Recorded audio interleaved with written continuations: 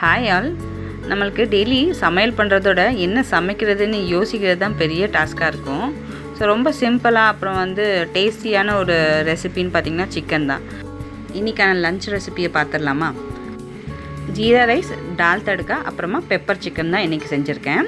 இது ரொம்ப சிம்பிளான ஒரு ரெசிபி தான். இதுக்கு ஃபஸ்ட்டு ஒரு பவுடர் ரெடி பண்ணிக்கலாம். அதுக்கு கடாயில் 2 டேபிள் ஸ்பூன் தனியா, 2 டேபிள் ஸ்பூன் மிளகு, அப்புறம் 1 டேபிள் ஸ்பூன் சீரகம், 1 டேபிள் ஸ்பூன் சோம்பு, இதை நல்லா ட்ரை ரோஸ்ட் பண்ணி பொடியாக பவுட்ரு பண்ணி எடுத்து வச்சுக்கலாம். குறவாகவே அரைச்சிக்கோங்க. அதுக்கப்புறம் கிரேவி பண்ணுறதுக்கு ஒரு கடாயில் ஒரு 3 டேபிள் ஸ்பூன் எண்ணெய் சேர்த்துருக்கேன். எண்ணெய் காஞ்சதும் நம்ம சோம்பு, அப்புறம் காஞ்ச மிளகா, அப்புறம் சின்ன வெங்காயம் நிறையவே சேர்த்துக்கோங்க. நல்லா வதக்கி எடுத்துக்கோங்க. அப்புறமா ஆஸ் யூஷுவல் இஞ்சி பூண்டு பேஸ்ட்டு, அப்புறம் ஒரு அரை தக்காளி போட்டால் போதும், ரொம்ப போட வேண்டாம். பெப்பர் சிக்கனுக்கு தக்காளி சேர்க்கலனாலும் ஓகே தான். அதுக்கப்புறம் நம்ம க்ளீன் பண்ணி வச்சுருக்க சிக்கனை சேர்த்துக்கோங்க. சிக்கன் சேர்த்துட்டு நல்லா மிக்ஸ் பண்ணி விட்டுக்கோங்க. மஞ்சத்தூள், உப்பும் சேர்த்துக்கலாம்.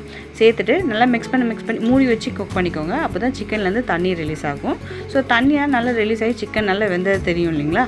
அந்த சமயத்தில் நம்ம அரைச்சி வச்சுருக்க பவுடரை சேர்த்துக்கலாம். பவுடர் அந்த தனியா அண்ட் பெப்பர் தூள் மட்டும் போட்டாலே போதும். பட் நாங்கள் கொஞ்சம் காரசாரமாக தான் எங்களுக்கு பிடிக்கும். ஸோ அதனால் நான் ரெட் சில்லி பவுடரும் சேர்த்துருக்கேன், ஒரு 2 டேபிள் ஸ்பூன். உங்களுக்கு வேண்டாம்னா அதை ஸ்கிப் பண்ணிக்கோங்க. வெறும் நம்ம அரைச்சி வச்சுருக்க அந்த மிளகு தனியா பொடி மட்டும் போட்டாலே ரொம்ப டேஸ்ட்டாக இருக்கும். லாஸ்ட்டாக ஒரு அரை டீஸ்பூன் கரம் மசாலா சேர்த்துக்கோங்க.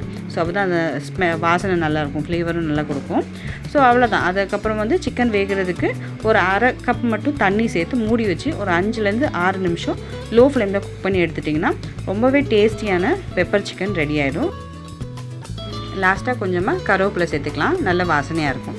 ஸோ அவ்வளோதான், நம்மளோட சூப்பர் டேஸ்டான pepper chicken ready. Thank you so much. பாய்.